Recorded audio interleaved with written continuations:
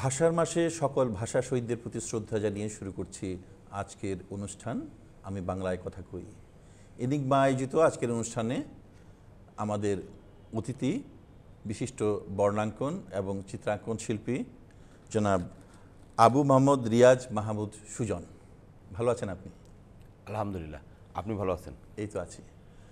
আমাদের আমি বাংলা কথা কই অনুষ্ঠানে আমরা প্রমিত বচন শুদ্ধ করে কথা বলা নিয়ে সবসময় অনুষ্ঠান করেছি। আজকে আমরা সুন্দর করে লিখবার যে কৌশল এবং এটাকে রপ্ত করা, এই বিষয়ে আপনার কাছে কথা শুনবো। আপনি কি আমাদের যদি বলেন যে কৌশলগুলো কীরকমভাবে আয়ত্ত করতে হবে, কী কী কৌশল আছে এখানে? হ্যাঁ, আপনি ঠিকই বলেছেন। আমরা আসলে বাংলা ভাষার মাস ফেব্রুয়ারি মাস, আমরা ভাষাটাকে যেভাবে লালন করি, আমরা চাই হাতের লেখাটাকেও সুশ্রীভাবে সুন্দরভাবে কীভাবে লেখা যায়।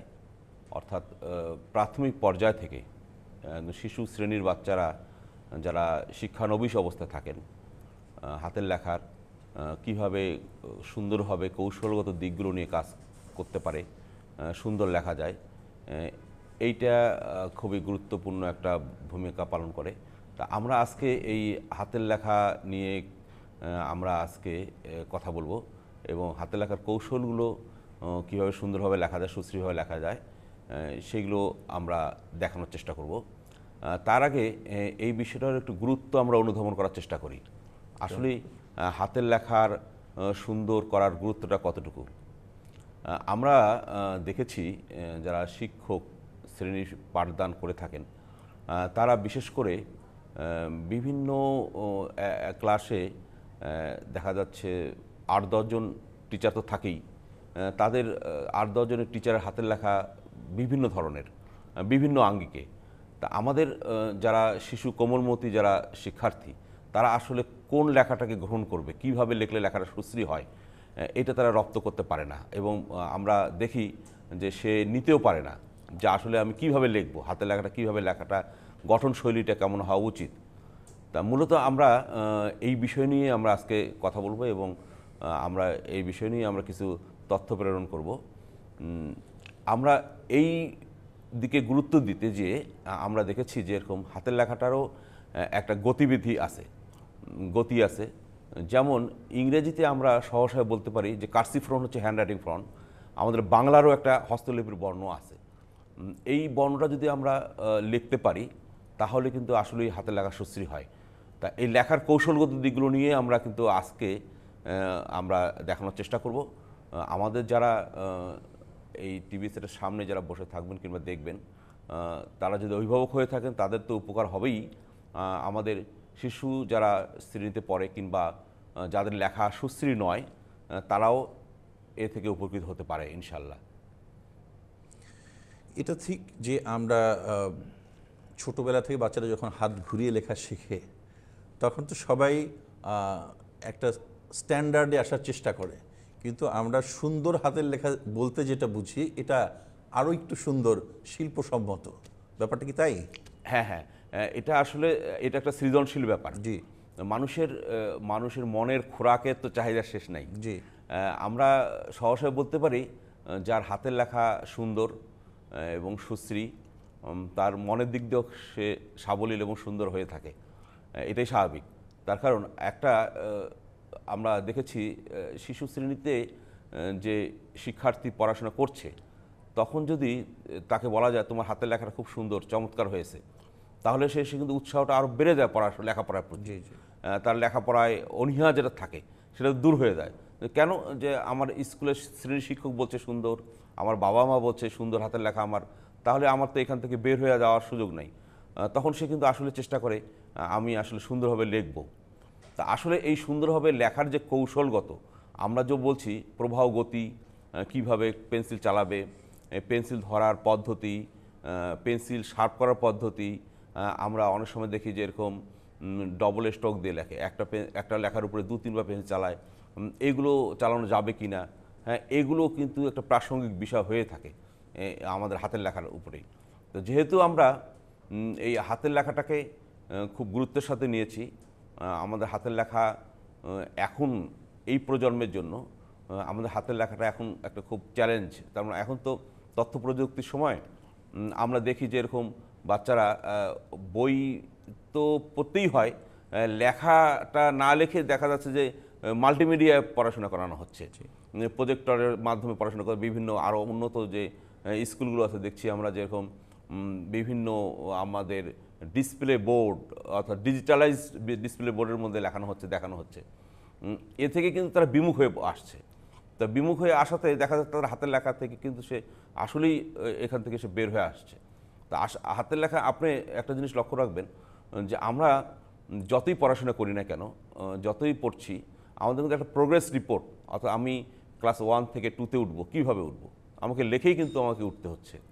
তো এই লেখার যে প্রবণতাটা, লেখার যে আমাদের চাহিদাটা এবং লেখার সুন্দরের প্রতি আকর্ষণ, এইটা কিন্তু আমাদেরকে, যদি আমরা আরও তৎপর হই, তাহলে দেখা যাবে কিন্তু তার প্রোগ্রেস রিপোর্টটা আরও সুন্দর হয়ে যায়, আরও ভালো হয়, সে মার্ক বেশি পায়।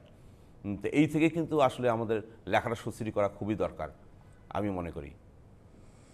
এটা তো সত্য, অস্বীকার করার কোনো জো নেই যে প্রযুক্তির যুগে এই ডিজিটাল কিবোর্ড দিয়ে লিখতে গিয়ে অনেকে হাতের লেখাটা যথেষ্ট রকমভাবে আগের মতো থাকছে না, ভুলেই গেছে, দক্ষতাটা কমে যাচ্ছে। তবে পাশাপাশি এটাও তো ঠিক, দক্ষতা রপ্ত করতে গেলে কিছু প্যাটার্ন আছে, ভঙ্গি আছে, বা ধরন আছে। যেমন ধরেন আপনার ইংলিশে স্বাভাবিকভাবে লেখা, আবার ইটালিক প্যাটার্নে লেখা, বাংলাতেও আমরা দেখেছি স্বাভাবিক ভাষায় রাবীন্দ্রিক স্টাইলে লেখা। এই বিষয়গুলো সম্বন্ধে কি আপনি কিছু বলবেন কিনা? হ্যাঁ, অবশ্যই। আপনি খুব ভালো একটা কথা মনে করে দিয়েছেন আমাকে। আমরা যদি আরবির কথা চিন্তা করি, তা আরবিতে আমাদের কিন্তু লেখার উপর ভিত্তি করে আরবিতে আমরা 8 ভাগে ভাগ করে লিখি। 8টা ভাগে ভাগ করে নেওয়া হয়েছে আরবির যে 29টি হরফ আছে। ঠিক বাংলাতেও কিন্তু আমরা এই ভাগ করে নিয়েছি, আবার ইংরেজিতেও কিন্তু ঠিক তাই, আমরা কিছু ভাগ করে নিয়ে আমরা লিখি। তা ইংরেজিতে আমরা হস্তলিপির বর্ণ কিছু না, যেমন বললাম, আমাদের হ্যান্ডরাইটিং ফন্ট যেটা বলি, সেটা মূলত কার্সিভ ফন্টটাই আমাদের হ্যান্ডরাইটিং ফন্ট। এখানে আমাদের বাংলাতেও আছে। বাংলাতে আমরা বলি স্বরূপা বর্ণ। এই স্বরূপা বর্ণটা হচ্ছে আমাদের একটা সিঙ্গেল স্টকের বর্ণ, একদার বিশিষ্ট রেখা দিয়ে লিখতে হবে। অর্থাৎ আমরা স্বাভাবিকভাবে যে লেখাটা লিখি এটাই স্বরূপা বর্ণ, কিন্তু আমরা লেখার নিয়মটা জানি না কীভাবে লিখতে হবে। তা আমরা এই নিয়মটাই আমরা আজকে দেখানোর চেষ্টা করব।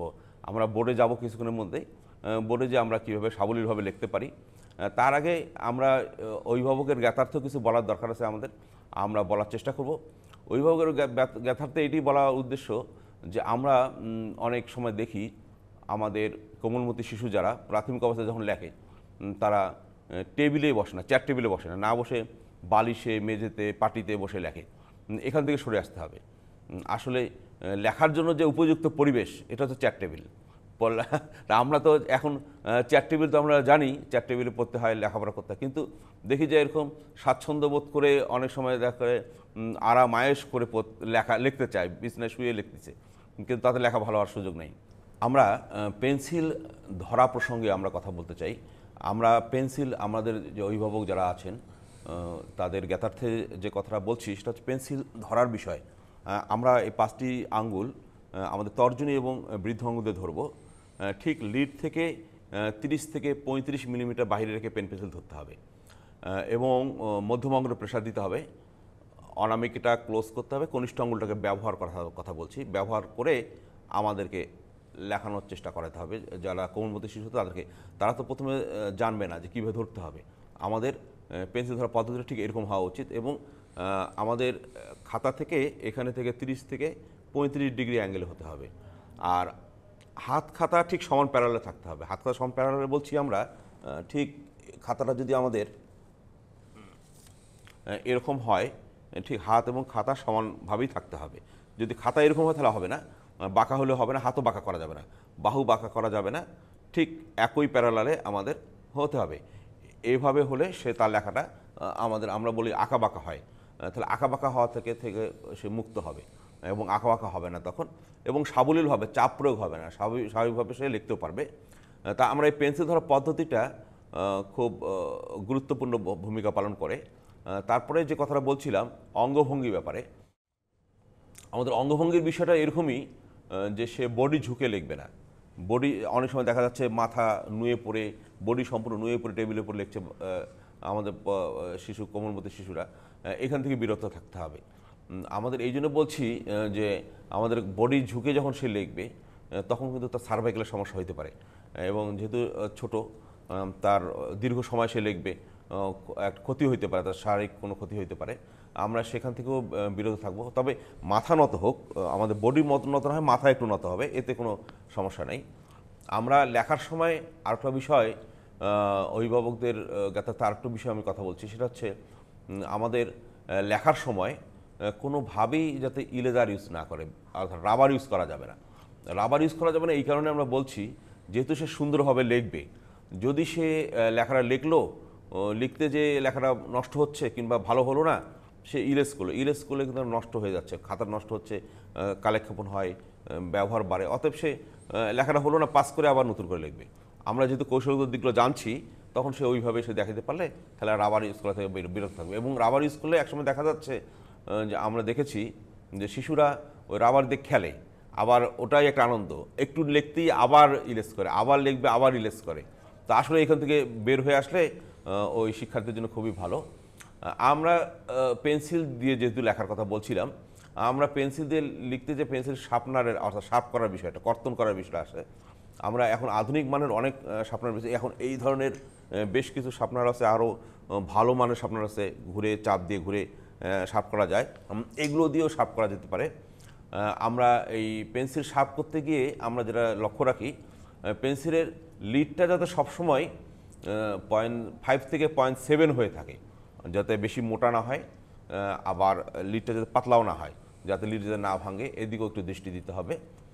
এই হচ্ছে আমাদের মূলত পেন্সিলের ব্যবহার এবং কীভাবে সে লিখবে, এটা একটা বিষয়। আর একটা কথা যেটা না বললেই নয়, অভিভাবক যারা আছেন তারা অবশ্যই এই বিষয়টা একটু গুরুত্বের সাথে নেবেন। সেটা হচ্ছে আমাদের পেন্সিল, আমরা কোন পেন্সিলটা ব্যবহার করব, লেখার জন্য উপযুক্ত মানের পেন্সিল কোনটা। আমরা বলে থাকি লেখার জন্য উপযুক্ত মানের পেন্সিল হচ্ছে এইচবি পেন্সিল। এই এইচবি পেন্সিলটাই হচ্ছে আমাদের সিঙ্গেল স্টক দেওয়ার জন্য, যেহেতু আমরা একদার বিশিষ্ট রেখা দিয়ে লিখব, এই একটা আঁচড় দেওয়ার জন্যই আমাদের এইচবি পেন্সিল। অতএব লেখার জন্য উপযুক্ত মানের পেন্সিল হচ্ছে এইচবি পেন্সিল। আমরা 2B 3B 4B এগুলো দিয়ে কিন্তু লিখবো না। 2B 3B 4B এগুলো হচ্ছে আমাদের ড্রয়িং করার পেন্সিল, এগুলো সফট পেন্সিল, নরম পেন্সিল, অতএব এগুলো দিয়ে লেখা যাবে না। আমরা এই দিকে একটু দৃষ্টি দেব, তাহলেই আমাদের যারা কোমলমতি শিশু থাকবেন, প্রাথমিক স্তরে যারা লেখা করবেন, লেখা শিখবেন এবং চর্চা করবেন, সুন্দর করার চেষ্টা করবেন, তাদের জন্যে এটা খুব আর কি, আমাদের এটা একটা খুবই একটা কাজে দিবে, যে যাতে সে সুন্দরভাবে লিখতে পারে। দর্শক, আমরা শুনছিলাম আমাদের রিয়াজ ভাইয়ের কাছ থেকে সুন্দর করে হাতের লেখার বিভিন্ন কৌশল সম্বন্ধে। এবার আমরা সরাসরি প্রায়োগিকভাবে বোর্ডে দেখার চেষ্টা করব কি করে লিখতে হয় এবং কতটা সুন্দর করে সেটা ফুটে ওঠে। রিয়াজ ভাই, আমাদের যদি একটু বোর্ডে দেখাতেন তাহলে আমাদের নতুন প্রজন্ম। ধন্যবাদ। আমরা এখন তাহলে লেখা সাবলীলভাবে, কীভাবে সুন্দরভাবে সুস্থিরভাবে লেখা যায়, সেই কৌশলগত দিকগুলো আমরা এখন দেখানোর চেষ্টা করছি। আমরা যেহেতু এখন তো আমরা এইচবি পেন্সিল নিচ্ছি না, আমরা বোর্ডে যেহেতু দেখাবো, আমরা বোর্ডে দেখানোর চেষ্টা করছি।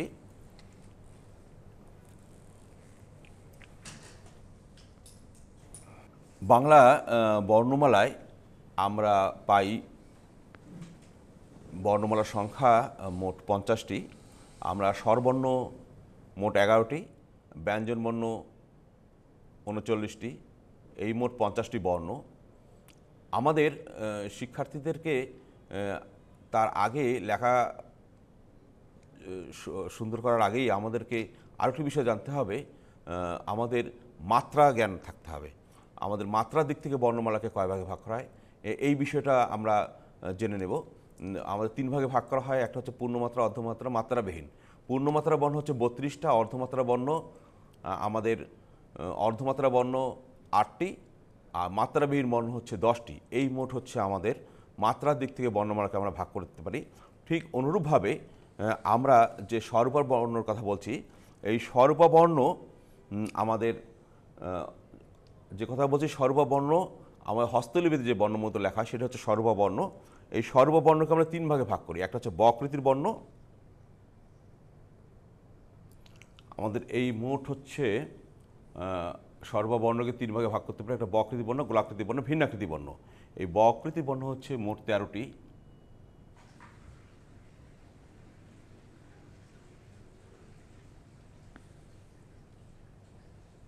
ভিন্নাকৃতি বর্ণ মোট 17টি,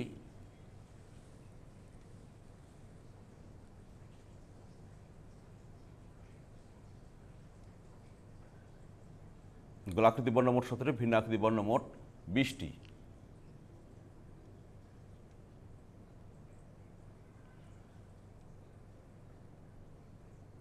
এই মোট আমাদের 50টি বর্ণ। তাহলে আমরা এই বকৃতি বর্ণ মোট 13টি বর্ণ কীভাবে তৈরি করা যায় এবং কীভাবে সুন্দরভাবে লেখা যায় সেই বিষয়টা আমরা জানব। ঠিক গোলাকৃতি বর্ণ কীভাবে লেখা যায় সেটাও জানব, ভিন্নাকৃতি বর্ণ জানব। আমাদের বকৃতি বর্ণ 13টি বর্ণ আমরা লিখতে যে বিষয়টা আমরা লক্ষ্য রাখি সেটা হচ্ছে আমাদের বাংলা খাতার মধ্যে আমাদের কিন্তু গাইডলাইন দেওয়াই থাকে। বাংলা খাতার মধ্যে আমাদের ঠিক এরকম গাইডলাইন দেওয়া থাকে, 1 নম্বর গাইডলাইন, 2 নম্বর গাইডলাইন, 1, 2। আমাদের এই গাইডলাইনের কাজ হচ্ছে উচ্চতা নির্ধারণ করা, আমাদের বর্ণটা কত বড় হবে, ঠিক এত বড় হবে। তাহলে আমরা বলছিলাম যেহেতু আমরা সহসা সাদা খাতায় লিখবো, আমরা তো গাইডলাইন খাতা সবসময় পাবো না, আমরা বলছি মাত্রা যত বড় হবে ঠিক বর্ণের উচ্চতা ঠিক তত বড় হবে। কিছু সার্কের মধ্যবর্তী অবস্থানে আসবে, নিয়ে এসে ভূমিতে লাগবে, এই হচ্ছে ব। আমরা এই ব লিখতে পারলে আমরা মোট 13টি বর্ণ লিখতে পারবো। এখন যে বিষয়টা হচ্ছে আমরা আসলে আমরা যখন একটি শিশু যখন লিখবে আসলে ব লেখার সময় লিখবে কিভাবে, ব লিখতে পারলে সে যাতে নিজে নিজেই সে 13টি বর্ণ লিখতে পারে সেই বিষয়টা আমরা দেখানোর চেষ্টা করব। তাহলে আমাদের মাত্রা যত বড় হবে বর্ণের উচ্চতা ঠিক তত বড় হবে। ব হচ্ছে আমাদের পূর্ণমাত্রা বর্ণ। আমরা এখানে মধ্যবর্তী একটা অবস্থান, আমরা এই মধ্যবর্তী অবস্থানটা একটা কাল্পনিক রেখা, কিংবা আমরা বলে দিতে পারি এইটা হচ্ছে মধ্যবর্তী অবস্থান। আমাদের অভিভাবক যারা থাকবেন তারা যাতে শিশুকে বলে দিতে পারে যে ঠিক মধ্যবর্তী অবস্থানটা এখানে হয়। এইভাবে করে আমরা কিছু সার দিয়ে মধ্যবর্তী অবস্থানে আসবো, নিয়ে এসে ভূমিতে লাগবো, এই হচ্ছে ব। এই প্রবাহ গতিগুলো হবে ঠিক আমাদের হাতের বাম থেকে ডানে যাবে, বাম থেকে ডানে যাবে, আর উপর থেকে নিচে পেন্সিল চালানোর পদ্ধতিটা হবে ঠিক এইভাবেই, প্রত্যেকটা বর্ণের ক্ষেত্রে যাতে সে এইভাবে সে পেন্সিলগুলো চালাতে পারে, এই দিকেও লক্ষ্য রাখতে হবে। তাহলে আমরা এই ব লিখতে পারলাম, এই ব লিখতে পারলে আমরা 13টি বর্ণ লিখতে পারবো। সেইটা আমরা একটু যদি বুঝে দিতে পারি আমরা তাহলে আরও ভালো হয়। তাহলে আমরা বর সঙ্গে যদি এখানে এটাকে বলা হয় আকৃতি বলা হয়, এই আকৃতি যোগ করলে হবে ক হয়ে গেল, তখন ক বরাবর মাত্রা হবে। আমরা যে বয়ের সঙ্গে যে বর্ধিত অংশগুলো যোগ করছি এগুলো আমরা একটু হাইলাইট করার চেষ্টা করছি, যে আমরা লাল মার্কার দিয়ে করার চেষ্টা করছি, তাহলে বুঝতে হয়তো সুবিধা হবে। তাহলে আমাদের ব হলো, ব থেকে ক হলো, তারপর যদি আমরা রি যদি দেই তাহলে রি, খ, ধ, বয়সন র, 29 এখানে মোট আমাদের এই 13টি বর্ণ আছে, কিন্তু জড়িত আছে, শুধুমাত্র বর্ধিত অংশগুলো আমাদের যোগ হয়ে গেছে। আচ্ছা, এখানে আরেকটি বিষয় বলা বাহুল্য, যেটা হচ্ছে আমরা যেহেতু সিঙ্গেল স্ট্রোকের কথা বলছি, অতএব কোনো আকৃতিতে আমরা গোল দেব না, গোল দিয়ে ফিল করার যাতে না হয় এইদিকে লক্ষ্য রাখতে হবে। ফিল করলে কালেক্ষেপণ বাড়বে এবং আমাদের সময় অপচয় হবে, দেখতেও খারাপ লাগবে। অতএব এইভাবে আমরা প্রত্যেকটা বর্ণ এখন এককভাবে দেখানোর চেষ্টা করছি। আমরা 1 নম্বর গাইডলাইন, 2 নম্বর গাইডলাইন, মধ্যবর্তী অবস্থান, ঠিক এইভাবে করে আমরা আগে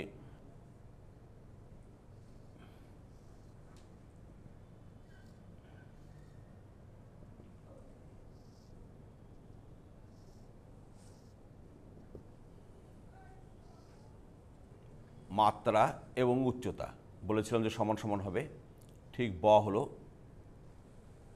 আবারও দেখি কিছু সারিতে মধ্যবর্তী অবস্থানে ভূমিতে রাখলো, ব হলো, বয়সন র হলো, এই বয়সন ফোটাটা 2 নম্বর গাইডলাইন ছুঁয়ে উপরে হবে। আবারও দেখি মাত্রা, উচ্চতা, কিছু সারিতে মধ্যবর্তী অবস্থানে ভূমিতে লাগবে।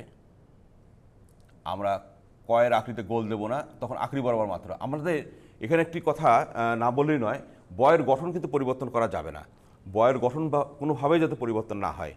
তাহলে ব হলো বয়শূন্য হলো, ক হলো উচ্চতা, কিছু সার দিয়ে মধ্যবর্তী অবস্থায় নির্ভূমিতে লাগবে। ঝ হলো মাত্রা ও উচ্চতা সমান সমান হয় প্রত্যেকটা বর্ণের ক্ষেত্রে। আমরা রি লিখতে পারলাম। আবারও দেখি, আমরা ব এর অংশটা লিখে ফেললাম। খ হচ্ছে অর্ধমাত্রা বর্ণ। আমাদের মাত্রা জ্ঞান সম্পর্কে ধারণা তো আগেই দিতে হবে। আমরা খ লিখতে পারলাম। আর প্রবাহ গতিগুলো যে কথা বলছি, প্রবাহ গতির সবগুলোই আমাদের উপর থেকে নিচে আসতে হবে। ঘ বয়ের গঠন থাকতে হবে প্রত্যেকটা বর্ণের ক্ষেত্রে। আমাদের বয়ের গঠন কিন্তু থাকতে হবে। ধ হলো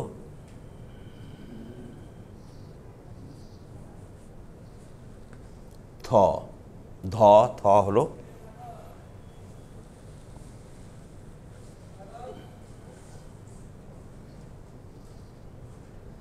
উনত্রিশটি জ,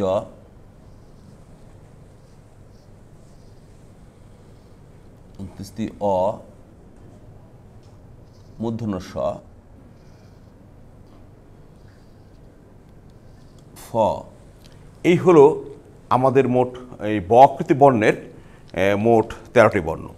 আমরা একটু দেখানোর চেষ্টা করি আসলে ব-আকৃতি বর্ণ কেন আমরা বলছি। আমরা কিন্তু সবগুলোই বয়ের গঠন আছে এখানে। আমরা একটু হাইলাইট করে দিই, বোঝা যায় কিনা। সবগুলোতে আমরা কিন্তু বয়ের গঠন দিতে পারছি। আচ্ছা, এখন সবগুলোতে কিন্তু কোণ আছে, এই কোণ তৈরি করতে হবে। এগুলো আমরা এই জন্য বলছি, বয়ের গঠনে সবগুলো মধ্যবর্তী অবস্থান চিহ্নিত করবে এবং সবগুলো কোণ হবে। যেহেতু আমাদের গোলাকৃতি বর্ণ আছে বৃত্তের ন্যায় আকৃতির মতো, অতএব ওই বর্ণগুলো আবার গোলাকৃতি বর্ণগুলো আমাদের বৃত্তের ন্যায় আকৃতি হবে। যেহেতু এখানে বক্রাকৃতি বর্ণ সবগুলোই কোণ আছে। আমাদের এই 13টি বর্ণ কিন্তু আমরা যে প্রথমে যে কৌশলটা দেখালাম, সেখানে কিন্তু আমরা ব লিখতে পারলে 13টা বর্ণ লিখতে পারছি। তাহলে সহসায় কিন্তু আমাদের কোমলমতি শিশু ব থেকে 13টা বর্ণই সে লিখতে পারবে। আমরা স্বল্প বর্ণের এই বকৃতি বর্ণ আমরা লিখতে পারলাম, ব থেকে 13টি বর্ণ আমরা তৈরি করতে পারলাম। এখন আমরা সহসায় কিন্তু যে কোমলমতি শিশু যে থাকবে সে কিন্তু ব লিখতে পারলেই তাহলে আমরা 13টা বর্ণ আমরা লিখতে পারতেছি। তাহলে রিয়াজ ভাইয়ের তো খুব মুগ্ধ করার মতো বিষয়, একটা অক্ষর ব, এটা যদি সে বারবার রপ্ত করে তাহলে সে প্রায় 13টা অক্ষরের কাছাকাছি চলে যাচ্ছে এবং ওই বাকি 13টা সে সহজেই লিখতে পারবে। সে নিজে নিজেই কিন্তু সৃষ্টি করবে। আচ্ছা, চমৎকার বিষয়।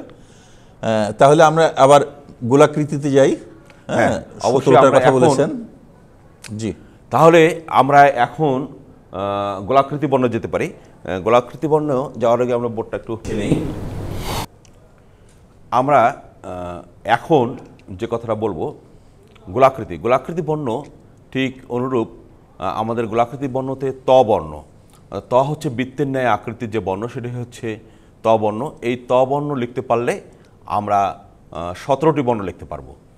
তা ত বর্ণ লেখার নিয়মটা জানতে হবে।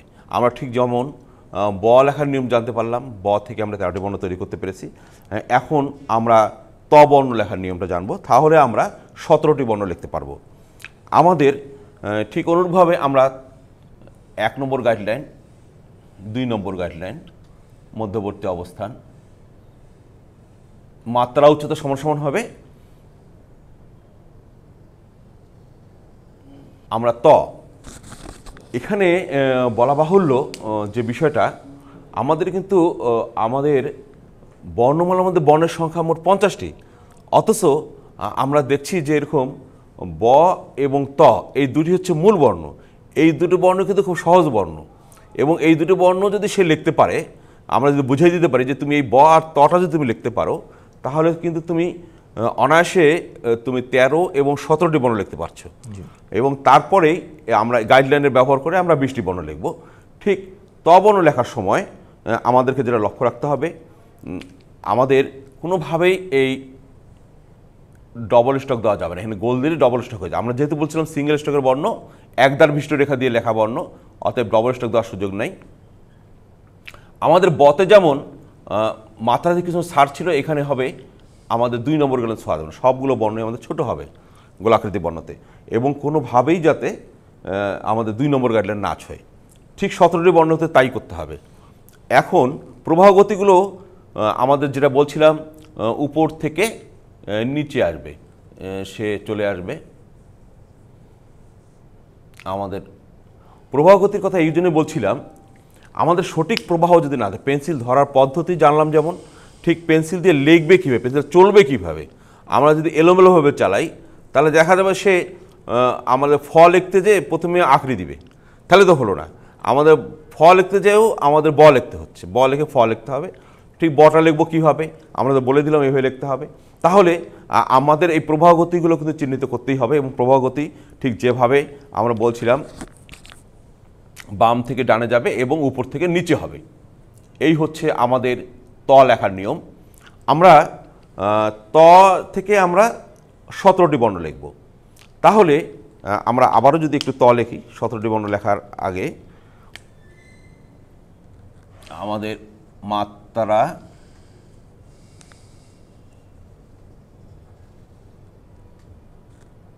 দুই নম্বর গাইডলাইন, আমাদের স্বরে অ, স্বরে অ যখন লিখলাম তখন কিন্তু আমাদের গোলাকৃতি বর্ণের যে ত বর্ণটা ছিল, ত বর্ণে কিন্তু পরিবর্তন হয়নি। ঠিক অনুরূপভাবে বতে যেমন আমরা পরিবর্তন করিনি, এখানেও আমাদের তয়ের গঠন কিন্তু ঠিক রাখতে হবে। আমাদের মাত্রা উচ্চতা ত ঠিক রাখবে। আমরা যদি স্বরে আ দিই তাহলে স্বরে আর আকার দিয়ে দেব, স্বরচিহ্ন হয়ে গেল, তখন কিন্তু আমাদের বর্ণটা স্বরে কিন্তু বড় হবে। কিন্তু মূল বর্ণ কিন্তু আমাদের ত ছিল, মূল বর্ণ ওখানে যেমন ব ছিল, এখানে মূল বর্ণ ত ছিল, তাহলে আমাদের স্বরে আ হলো। এখন যদি আমরা এখান থেকে আমরা একটু হাইলাইট করে দেই, আমাদের ও হলো, ও হলো 14টা মধ্যবর্তী অবস্থান থেকে মধ্যবর্তী অবস্থানে। ঠিক অনুরূপভাবে হ্রস্ব ও দীর্ঘ হবে, ডায়মন্ড রড, হর্ষণ র, এখানে মোট আমাদের এই 17টি বর্ণ আছে। তার মানে আমাদের বোঝা যাচ্ছে এখানে কিন্তু কোনো কোণ নাই। আমরা বকৃতি বর্ণতে দেখেছিলাম কিন্তু কোণ ছিল, এখানে কিন্তু কোনো কোণ হবে না, কোণের কোনো অবকাশ থাকবে না। তাহলে আমরা এই 17টি বর্ণ লেখানোর চেষ্টা করি। এখন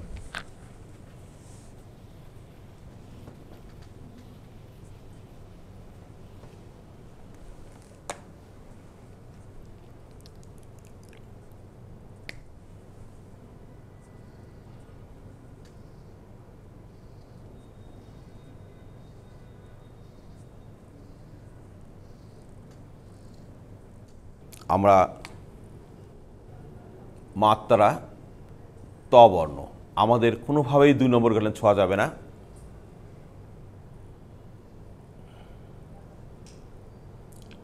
ত লিখলাম, স্বরে অ,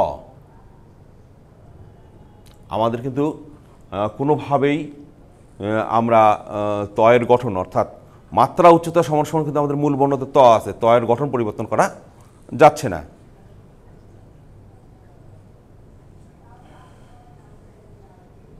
আমরা স্বরে আ লিখি,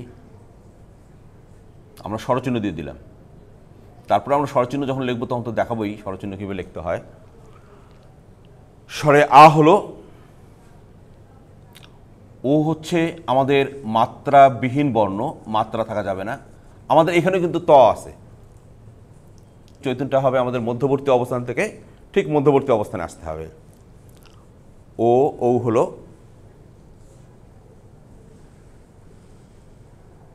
মধ্যবর্তী অবস্থানে ঘুরে নিয়ে আসলাম। ড, ঠিক এই জায়গাগুলো আমাদের গোল হবে। আবারও মাত্রা উচ্চতা ঠিক রেখে ডায়মন্ড ফোটা হবে 2 নম্বর গাইডলাইন নিচে।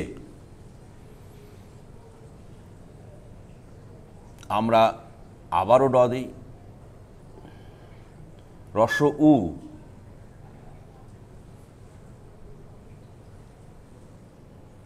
আমরা বোধহয় যারা অভিভাবক আছেন আমরা বোঝাতে সক্ষম হচ্ছি যে আমাদের যে 13টি বর্ণ আমরা বকৃতি বর্ণতে লিখেছি, এখানে কিন্তু আমরা দেখেছিলাম যে ব থেকে আমরা 13টি বর্ণ লিখেছি এবং আমরা এখানে গোলাকৃতি বর্ণের যে 17টি বর্ণ আছে এটা আমরা ত থেকে লিখছি, অর্থাৎ ত লিখতে পারলে সে আমাদের এই 17টি বর্ণ লিখতে পারবে। তার মানে আমাদের এই 30টা বর্ণের জন্য ভিত্তি বর্ণ হচ্ছে দুটো, ব এবং ত।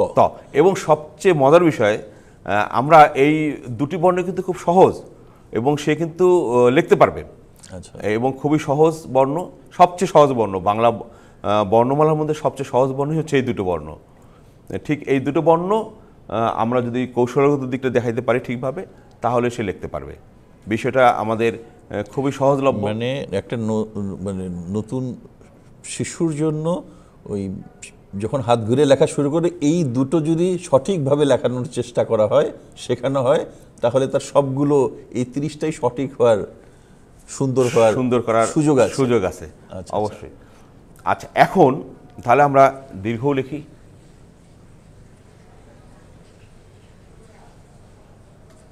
ও,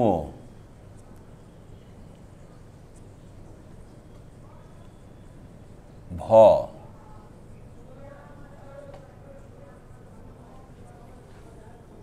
বর্গের জ,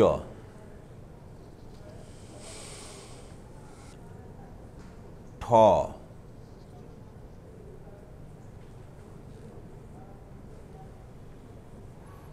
এই মোট হচ্ছে আমাদের মোট 17টি বর্ণ।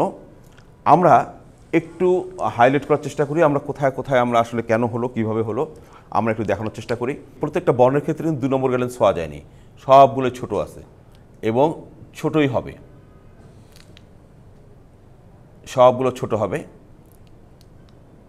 এই হচ্ছে আমাদের 2 নম্বর গ্যালেন্স ছোঁয়া যাবে না। আরও একটি বিষয়, আমরা বকৃতি কোণ পেয়েছিলাম, এখানে হবে সবগুলো বৃত্ত, এই জায়গাগুলো বৃত্ত হবে, গোল হবে, সবগুলো বৃত্ত হবে, গোলের ন্যায় আকৃতি হবে, যে উপর থেকে নিচে হবে এবং উপর থেকে নিচে হইতে হবে। আমি এই স্বরূপা বর্ণ, হস্তলিপির বর্ণ লেখার কারণে এবং লেখা শেখানোর উদ্দেশ্যে আমি আরও একটি তথ্য আমি অভিভাবকদের জ্ঞাতার্থে বলতে চাই। আমরা আদর্শ লিপি, স্যার, আমরা আদর্শ লিপি যে কথাটা বলছি, আদর্শ লিপি কিন্তু একটা বর্ণের নাম। এই বর্ণটা মূলত এমনই একটা বর্ণ যে বর্ণটা সর্বজন গ্রহণযোগ্য লিপি।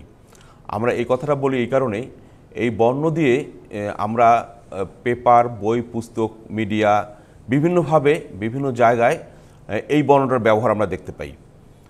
তা এই বর্ণটা হচ্ছে ডবল স্টকের বর্ণ। আমরা এখানে সিঙ্গেল স্টকের কথা এই জন্য বলছি যে আমরা একটা আঁচড় দিব, আমাদের লেখা যাতে হয়ে যায়। ঠিক কোমলমতি শিশুরাও একটা আঁচড় দিবে, সে লিখবে। এখানে ডবল স্টক দেওয়ার কোনো সুযোগ নাই, একদম নাই। আমাদের অনাকাঙ্ক্ষিতভাবে যদি কাগজে লেখার মধ্যে যে অনাকাঙ্ক্ষিতভাবে কাগজে দাগ আঁচড় পড়ে গেছে, সেটা সে ইলেজ করুক কিংবা মিশে দেখ, সেটাতে কোনো বাধা নেই, কিন্তু লেখার সময় ডবল স্টক দেবে না। আমরা আদর্শ লিপির কথা, ডবল স্টকের কথা বলছিলাম এই জন্যই, আদর্শ লিপি দিয়ে কিন্তু আমাদের সব ধরনের বই, আমরা কিন্তু ইচ্ছা করলে আমাদের বইগুলোতে অন্যভাবে, অন্য আঙ্গিকে, অন্য প্যাটার্নে কিন্তু লিখতে পারি না। আমাদের এইভাবেই আমরা লিখি যে আমরা আদর্শ লিপিতে লেখা যেটা সাবলীল, যাতে এই লেখাটা যাতে সর্বজন গ্রহণযোগ্য হয়। এই আদর্শ লিপিটা কিন্তু আমরা ছোটোবেলা পড়েছি, আদর্শ লিপি বই ছিল। আসলে আদর্শ লিপি কোনো বইয়ের নাম নয়, আদর্শ লিপি একটা বর্ণের নাম। এই বর্ণটাই আমাদেরকে শেখানো হয়েছে, আমরা যাতে সহজলভ্যভাবে সব জায়গায় যাতে আমরা ব্যবহারটা আমরা দেখতে পারি এবং বুঝতে পারি, সহজলভ্য হয়, আমাদের চিনতে যাতে সুবিধা হয় বর্ণ। ঠিক অনুরূপভাবে আমরা এই সর্ববর্ণটাকে আমরা সিঙ্গেল স্টকে নিয়ে আসছি। আমরা সিঙ্গেল স্টকে দিয়ে আমরা একটা দাঁড় দিয়ে আমরা লিখব। এই হচ্ছে আমাদের বিষয়ের, এই প্রাসঙ্গিক বিষয়ের একটা বেশ চমৎকার একটা তথ্য আমি দিলাম। আমরা হয়তোবা অনেকেই জানি আদর্শ লিপি, আদর্শ লিপি, আদর্শ লিপি। আসলে আদর্শ লিপি আমাদের হচ্ছে লেখার জন্য লিপি নয়, হস্তলিপির জন্য নয়। আদর্শ লিপিটা হচ্ছে দেখার জন্য, পড়ার জন্য, আমাদের লেখার জন্য আদর্শ লিপি নয়। তাহলে আমরা যেটা পেলাম, ব আকৃতি, গোলাকৃতি, এবং এখন ভিন্নাকৃতির 20টি বর্ণ। তার মানে এখানে এক একটা বর্ণের এক এক রকমের হবে, ভিন্ন বর্ণ। আচ্ছা আচ্ছা। আমাদের ভিন্নাকৃতি বর্ণ মোট 20টি। আমরা যে কথাটা বলেছিলাম, ব থেকে তো 13টি বর্ণ পেয়েছি, গোলাকৃতি বর্ণ 17টা পেয়েছি ত থেকে। ঠিক অনুরূপভাবে আমরা ভিন্নাকৃতি বর্ণ অর্থাৎ ব এবং ত লিখতে পারলেই আমরা ভিন্নাকৃতি বর্ণ 20টি বর্ণ লিখতে পারবো। আমরা ভিন্নাকৃতি বর্ণ বলছি এই কারণেই, যে এগুলো ব এবং ত এবং 1 নম্বর গাইডলাইন এবং 2 নম্বর গাইডলাইনকে সমন্বয় করেই আমরা ভিন্নাকৃতি বর্ণগুলো লিখব। তাহলে আমরা প্রথমে লিখি রস্বই ই। আমাদের মাত্রা উচ্চতা সবসময় সমান হবে এবং মধ্যবর্তী অবস্থানে আসবো, নিয়ে এসে ভূমিতে লাগবে, চৈতন্যটা যে প্রান্ত শুরু অপরান্ত শেষ করতে হবে, এই হচ্ছে রস্বই। আমাদের দীর্ঘই ঠিক মধ্যবর্তী অবস্থানের উপরে এবং নিচে হবে, সোজা হবে এই জায়গাটা দীর্ঘই।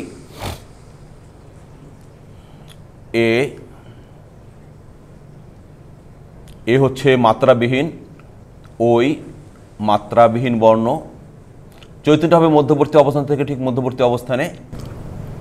ইও, ইওর বোচকাটা হবে 1 নম্বর গাইডলাইন ছুবে না, 2 নম্বর গাইডলাইন ছুবে না। ইও হলো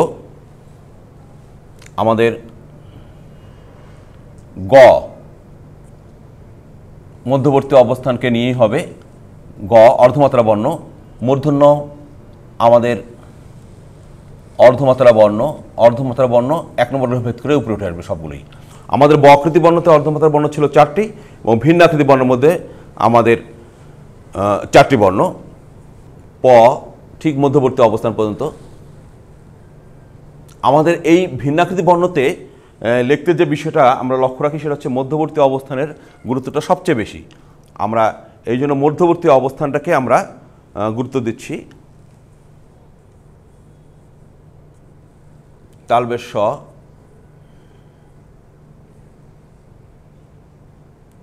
দ,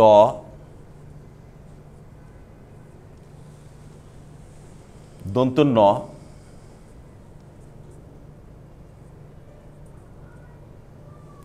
হ, সবগুলোই মধ্যবর্তী অবস্থানে চিহ্নিত করে। ল মধ্যবর্তী অবস্থান থেকে ঘুরে আসবে। দন্ত স,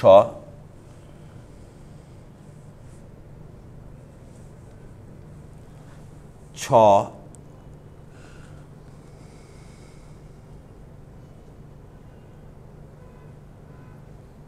খন্দেক্ত, 19 ঠিক মধ্যবর্তী অবস্থান থেকে বিষয়ের 1 নম্বর গাইডলাইন ছুবে, 2 নম্বর গাইডলাইনে ছুবে, চন্দ্রবিন্দু হবে উপরে ঠিক বর্ণের উপরে ডান প্রান্তে। এই মোট হচ্ছে আমাদের ভিন্ন আকৃতির 20টি বর্ণ আমরা পেয়ে গেলাম। আমরা ভিন্ন আকৃতি বলছি এই কারণেই যে গাইডলাইনকে কেন্দ্র করেই আমরা কিন্তু এই 20টি বর্ণ লিখলাম। তাহলে এই মোট আমাদের 50টি বর্ণ হয়ে গেল। আমরা 50টি বর্ণ লিখতে পারলাম। এখন আমরা লিখব আমরা স্বরচিহ্ন এবং সংখ্যা। যেহেতু আমাদের স্বরচিহ্নের ব্যবহারটা আছে বাংলায়, আমরা স্বরচিহ্নগুলো একটু দেখে নিই। স্বরচিহ্নগুলো দেখে নিতে পারলে আমরা আরো, এখানে কি আমাদের আগের ত এবং বয়ের প্রভাব আছে? প্রভাব আছে আমাদের ব এবং তয়ের প্রভাব এবং গাইডলাইন, এই তিনটাকে সমন্বয় করে আমরা লিখতে পারলাম। অর্থাৎ আমরা বলছিলাম ব এবং ত লিখতে পারলে সে মধ্যবর্তী অবস্থানটাকে চিহ্নিত করতে পারবে। তাহলে আমরা মধ্যবর্তী অবস্থান চিহ্নিত করতে পারলে আমাদের ভিন্নাকৃতি বর্ণগুলো সবগুলো সে লিখতে পারবে। এবং আমরা লক্ষ্য রেখেছি আমার এই দীর্ঘ যাত্রায় এই বর্ণ নিয়ে দীর্ঘ কাজ করাতে আমরা যেটা লক্ষ্য রেখেছি যে এরকম আমরা যে কোমলমতি শিশুকে আমরা যখন আমরা দেখাই তখন সে নিজে নিজে তৈরি করে বর্ণ, সে তৈরি করার প্রবণতা থাকে এবং যখন সে লেখছে সে কিন্তু স্বাচ্ছন্দ্য বোধ করে লেখে, হ্যাঁ, এবং লেখাও তো সুন্দর হচ্ছে। তাহলে আমি একটুখানি বলতে চাই, আমার খুব ভালো লাগছে যে রস্বই এবং দীর্ঘই, দীর্ঘই লিখতে গিয়ে আমাদের বাচ্চাদের একটু কষ্ট হয়। রস্বইয়ের এই যে মানে খুব ছোট করে তয়ের মতো, আবার ঠিক একই রকমভাবে দীর্ঘই, এটা নিচে নেমে গেছে, এটা একটু উঠে সামনে এসছে, এই জায়গাগুলো একটু খেয়াল রাখা। এবং দুটো ন, এটা সম্বন্ধে যদি আপনি একটু বলতেন। আমরা দীর্ঘই, আমরা দ আর দীর্ঘই কিন্তু পাশাপাশি রাখলে আমরা বুঝতে পারছি যে এরকম দ আর রস্বই এবং দীর্ঘই। হ্যাঁ, আমরা দ এবং দীর্ঘের কথা বলছি কেন, এই পেটের অংশটা দয়ের এখানে যা আছে জি জি ঠিক পেটের অংশ তাই আছে।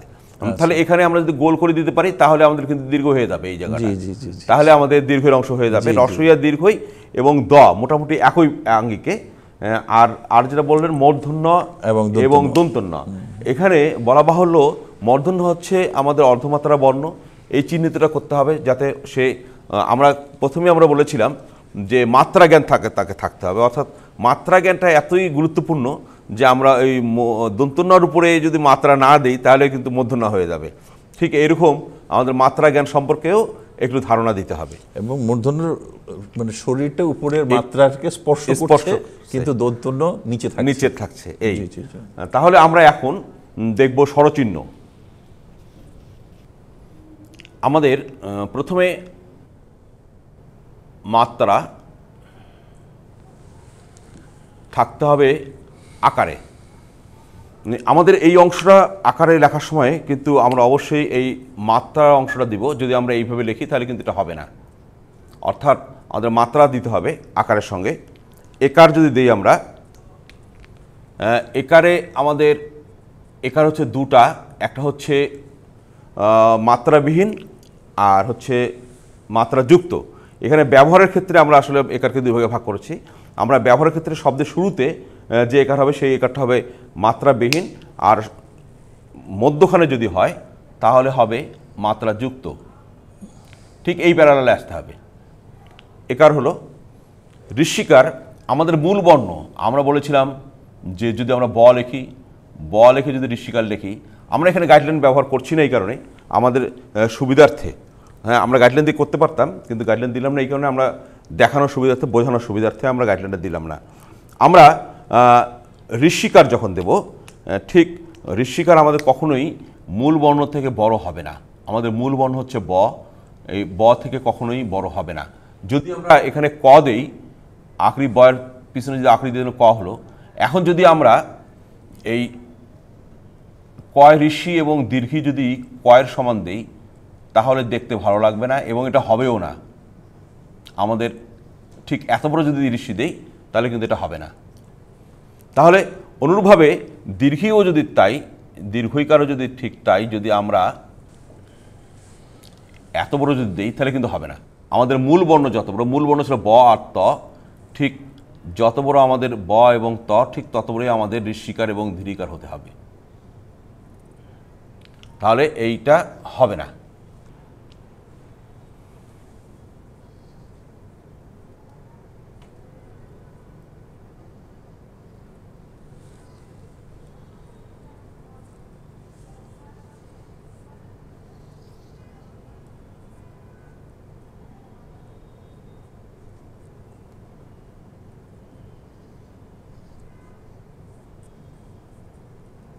এই তিনটি বর্ণ লেখার কারণটা হচ্ছে আমরা রস্যুকার, দীর্ঘকার এবং ঋকার লেখা দেখাবো। এখানে আমাদের একটা বকৃতি বর্ণ, একটা গোলাকৃতি বর্ণ, একটা ভিন্নাকৃতি বর্ণ। আমরা যখন রস্যুকার দেব এই বর সঙ্গে লাগবে, বকৃতি বর্ণতে যতগুলো আছে সবগুলোতে লাগবে, গোলাকৃতি বর্ণের মধ্যে লাগবে না, মধ্যবর্তী অবস্থানে হবে, এবং ভিন্নাকৃতি বর্ণের মধ্যে লাগবে। আমরা বকৃতি বর্ণের মধ্যে রস্যুকার লাগবে এবং ভিন্নাকৃতি বর্ণ যতগুলো আছে সবগুলোর মধ্যে লাগবে, গোলাকৃতি বর্ণের মধ্যে লাগবে না। ঠিক অনুরূপভাবে আমরা যদি রি লিখি, দীর্ঘকার এবং ঋকার লিখি, যদি দীর্ঘকার লিখি লেগে রাখতে হবে, এখানে লাগবে না, গোলাকৃতি বর্ণের মধ্যে লাগবে না, মধ্যবর্তী অবস্থানে হবে, এবং ভিন্নাকৃতি বর্ণের মধ্যে লেগে রাখতে হবে। তারপর যদি রি লিখি, ঠিক অনুরূপভাবে বকৃতি বর্ণের মধ্যে লাগবে, গোলাকৃতি বর্ণের মধ্যে লাগবে না, ভিন্নাকৃতি বর্ণের মধ্যে লাগবে। আমরা গোলাকৃতি বর্ণের যে 17টি বর্ণ আছে, 17টি বর্ণের ক্ষেত্রে কিন্তু একই। বকৃতি বর্ণের যে 13টি বর্ণ আছে, গোলাকৃতি 17টায় বলেছিলেন যে নিচের বর্ডার লাইনটা ছুবে না, গ্যাপ থাকবে, তো সুতরাং চিহ্নটা একটু নিচে থাকবে, অতএব কোনোভাবেই আমাদের ছোঁয়া যাবে না। এই হলো আমাদের স্বরচিহ্ন। আরেকটা হচ্ছে ঔকার। ঔকারটা হবে আমাদের ঠিক বর্ণকে ছুঁয়ে, ঐকারটা হবে আমাদের ঠিক একার যত বড় হবে ঠিক ঐকারটাও ঠিক তত বড় হবে। এই হচ্ছে মোট আমাদের 10টি স্বরচিহ্ন, স্বরচিহ্ন লেখার নিয়ম। আমরা স্বরচিহ্ন ব্যবহারও আমরা জানলাম, লিখতে যে আমাদের ব্যবহার বিধিটাও জানা হয়ে গেল, যেমন একার এবং রস্যুকার, ঋকার, দীর্ঘিকার আমরা এইভাবে করেই আমরা দেখানোর চেষ্টা করব। এখন আমরা সংখ্যা লেখানোর চেষ্টা করছি।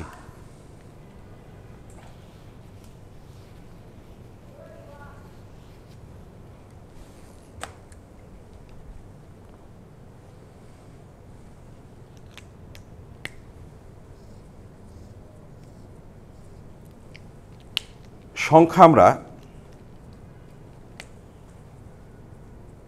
মাথাটা একটু উঁচু করে নিয়ে আমরা 1 লিখব, ঠিক এই প্যারালাল হতে হবে। 2 মাথাটা উঁচু হবে, ঠিক মধ্যবর্তী অবস্থান পর্যন্ত হইতে হবে এই জায়গাটা। 3 কোনোভাবেই 2 নম্বর গেলে ছুবে না। 4 কোনোভাবেই 2 নম্বর গেলে ছুবে, যেহেতু গোল। 5-এর অংশটা একটু কোণ আছে, এই জন্য আমরা 2 নম্বর গেলে ছুবে। 6 মধ্যবর্তী অবস্থান। 7 আমাদের 2 নম্বর মধ্যবর্তী অবস্থানকে নিয়ে আমাদের লিখতে হবে। 8 আমাদের 2 নম্বর গাঁটলেন ছুবে না।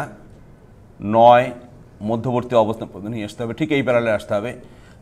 এবং 0টা 1 নম্বর গেলে ছুবে না, 2 নম্বর গেলে ছুবে না। এই মোট আমাদের 10টি সংখ্যা আমরা জানতে পারলাম। আরও একটি বিষয় যদি বলতে পারি তাহলে আরও ভালো হয়, আমাদের যুক্তবর্ণ সম্পর্কে। যুক্তবর্ণ আমরা বলছি, যুক্তবর্ণ এমনই একটা বর্ণ যে বর্ণের নির্দিষ্ট একটি গঠন আছে। আমরা এখন প্রাক প্রাথমিকের বইয়ের মধ্যে যেটা দেখছি যে যুক্তবর্ণ ভেঙে ভেঙে দেখানো হচ্ছে পড়ানোর জন্য, লেখার জন্য নয়। আমরা এই কথাটা বলি এই কারণেই, যুক্তবর্ণের একটি নির্দিষ্ট গঠনই আছে, আপনাকে সেই গঠনে লিখতে হবে। আমাদেরকে যুক্তবর্ণ আমরা লেখার একটু শুধু যদি বুঝিয়ে দিতে পারি তাহলে হয়তোবা আমাদের অভিভাবক যারা আছেন তারা হয়তো বুঝতে পারবেন। আমাদের শুধুমাত্র 2 বর্ণের যুক্ত বর্ণের সঙ্গে, আমাদের 2 বর্ণের যুক্ত বর্ণের সঙ্গে যদি গোলাকৃতি বর্ণ আসে তাহলে আমাদের 2 নম্বর গেলে ছুবে না, তা বাদে সবগুলো 2 নম্বর গেলে ছুবে। এইটি হচ্ছে মূল বিষয়। আমাদের যদি আমরা দন্ত শয় ক লিখলাম, দন্ত শয় ক আমাদের 2 নম্বর গেলে ছুবে, কিন্তু যদি দন্ত শয় তল যখন লিখবো আমরা তখন আমাদের 2 নম্বর গেলেন ছুবে না। যদি দন্ত শয় ট লিখি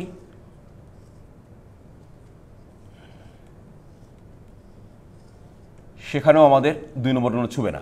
এটা হচ্ছে 2 নম্বর, অর্থাৎ 2 বর্ণ যুক্ত বর্ণের ক্ষেত্রে। আর হচ্ছে 3 বর্ণ যুক্ত বর্ণের ক্ষেত্রে আমাদের 2 নম্বর গেলে ভেদ করে নিচেও নামতে পারে। কিছু কিছু যুক্ত বর্ণ আছে যেগুলো তার নির্দিষ্ট গঠন নিয়ে অবস্থান করে। এই বর্ণগুলো আমাদেরকে খুব পীড়া দেয় আর কি। তার কারণ এই বর্ণগুলো আমরা ইচ্ছা করলেও ভেঙে লিখতে পারবো না। যেমন ক যোগ মূর্ধন্য ষ, তারপর হচ্ছে হ যোগ ম, হয় ম, ইয় যোগ ঝ, ইয় যোগ চ, এই বর্ণগুলো আমাদেরকে সহসায় খুব আর কি পীড়া দেয়, যেটা আমরা ইচ্ছা করলেও আমরা ভেঙে লিখতে পারি না।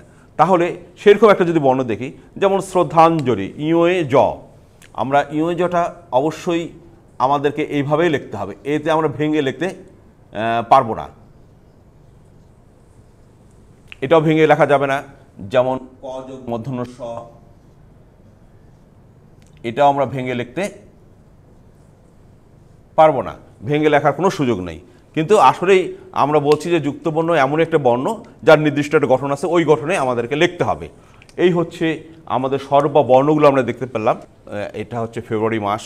এই মাসে আমাদের ভাষা, যে আমরা আজকে বর্ণ নিয়ে কাজ করলাম, বর্ণ দেখানোর চেষ্টা করলাম, এই ভাষা নিয়েই আমাদের এই ফেব্রুয়ারি জুড়ে, ফেব্রুয়ারি মাস জুড়ে ভাষা নিয়ে কর্মকাণ্ড।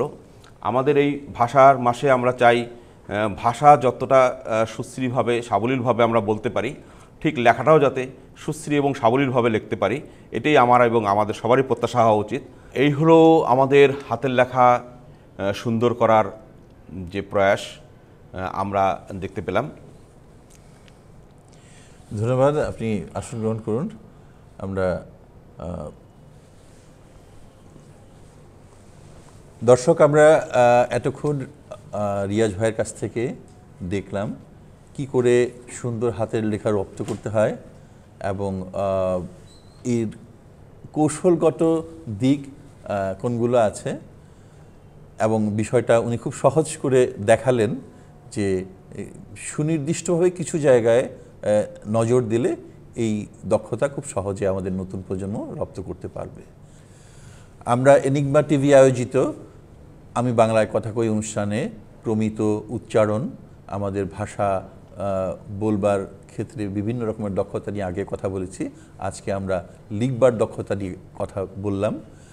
এবং রিয়াজ ভাইয়ের কল্যাণে অনেক কিছু শেখার সুযোগ হলো আমাদের। ইনশাল্লাহ আমরা পরবর্তীতেও সাথে থাকব এবং আজকে অনুষ্ঠান এখানে শেষ করছি। ধন্যবাদ সবাইকে।